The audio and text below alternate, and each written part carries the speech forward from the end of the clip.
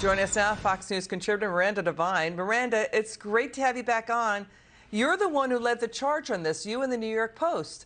You guys must have felt like you were out on the end of a branch while the White House and media was trying to saw you guys off and throw you into the ocean. I mean, why did it take the New York Times nearly a year and a half to concede what New York Post readers learned in October 2020 before the election, that emails on Hunter Biden's laptop were real? Well, I guess because they weren't going to admit it at the time, because they, along with their media, fellow leftist media outlets, along with big tech, Facebook and Twitter, those former intelligence officers and basically the American establishment wanted to ensure that Joe Biden won the election, particularly that Donald Trump lost. And so that was their imperative. And of course, now I guess they figure, well, enough time has passed.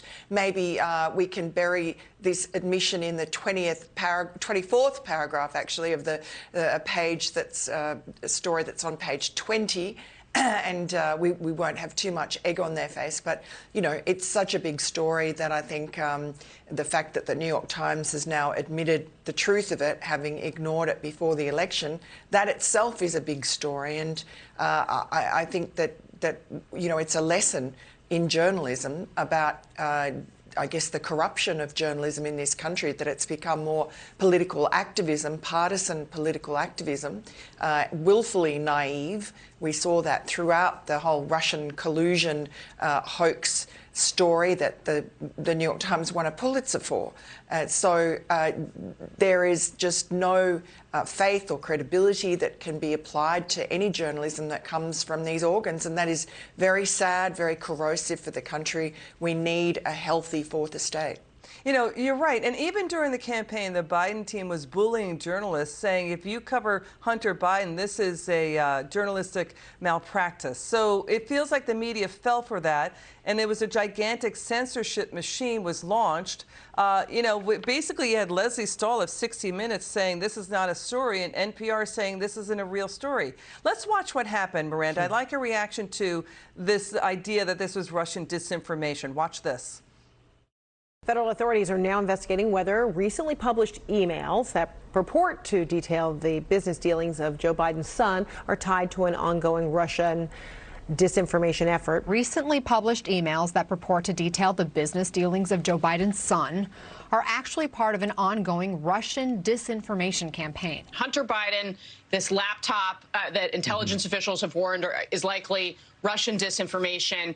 It's broadly known and widely known, Peter, that there was a broad range of Russian disinformation back in 2020. Do you still think that the stories from the fall about your son Hunter were Russian disinformation and a smear campaign, like you said? Yes, yes, yes. God love you, man. You're a one-horse pony. I tell you. Thank you. Thank you. I promise you my Justice Department will be totally on its own making its judgments about how they should proceed. Thank you. One-horse pony, okay, one-trick pony. You know, Miranda, it's been an open secret in the State Department, Secret Service, the FBI. Hunter Biden's pay-to-play influence peddling, selling access and overseas business deals. That's been known in D.C. for years. They fund their big houses, the Bidens, this way. Ukraine, Kazakhstan, Russia, China. Navy officer Tony Bobulinski authenticated the emails because he was on them, Miranda. Exactly. It's not as if you needed the laptop to know what was going on. Tony Bobulinski put his head above the parapet before the election.